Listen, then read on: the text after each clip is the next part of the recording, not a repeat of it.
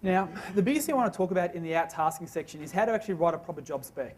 I guess going through what out-tasking is and sort of the resources, most people sort of are aware of what a lot of those resources are. But the biggest issue people face is actually writing the job spec and getting quality people and picking quality people. So I want to spend a little bit of time talking about how to actually do that, how the process I've gone through, refined.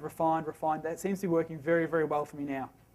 It's basically a 5-step process. And I literally actually touch on each of these things with headings in the job spec. Most people actually, when they write a job spec, just go on there and say, hey, I need some articles written about motor mechanics. They're going to be about 500 words long. Please bid. Very, very bland, very sort of open-ended, not very specific. And you'll get every man and their dog bidding on the project, which means more time for you to actually go through and pick the successful worker. It makes it harder for you to select who's who because it's very broad. So let's go through these and we'll talk about it. First thing is set an objective. Set some context for the person.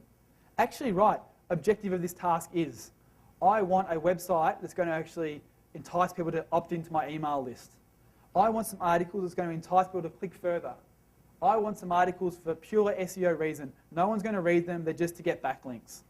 I want a graphic designer to actually design a business card that I can give out at networking events. Actually give some context to it, because that way people actually get an understanding of what you're trying to achieve, not just what you want them to do. That's a big difference. And a bit of a thing to think about is that you want to give people an idea of what you're trying to achieve so they can offer value. Out-tasking, you're wanting to out-task to freelancers with experience. People who have skill sets in this and experience. So if you can give them some context and you pick the right person, they will value add. They will give you some suggestions because they know what your outcome is, not just a business card that will do this. So that way you're going to get some value out of these freelancers who actually have experience, which is what it's all about. The job description. Pretty self-explanatory, I think, what a job description is. It's actually describing what you actually want the person to do. I want 7 500-word articles that will do about this particular thing. I want a website that does this, and this. It has this page, that page, whatever it might be. And again, we'll go into depth in some of this stuff in a second. The websites or business this applies to. So if you're having someone to design some articles that's going to link back to your website, tell them what website it's going to be relating to. Give them some context again. Let them go back and actually look at the website you're talking about. If you're getting some business cards done, here's my website, here's other collateral I have. Give them some reference points as well. Then the biggest thing is actually give them some examples and references. This is something that a lot of people just don't do, and it blows my mind, is actually give examples of similar stuff that you like.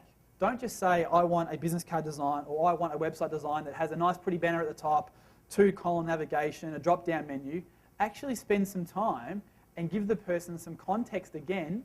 I know I keep saying this word context to what you're thinking.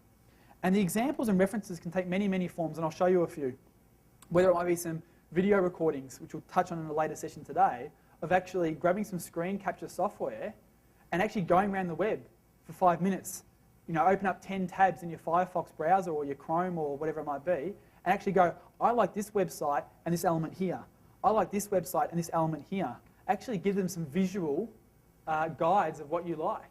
It makes a huge difference to actually the result you get back, because the better brief you give means a better result. And again, so many people at the end of out-tasking, I hear so often, oh, they gave me a shit job. It was terrible. Didn't get value for money.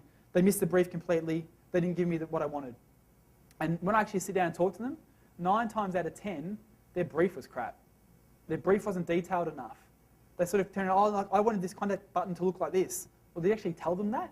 Did you show them some examples? Oh, no, he should have known that. He's a freelancer. He should know what design looks like.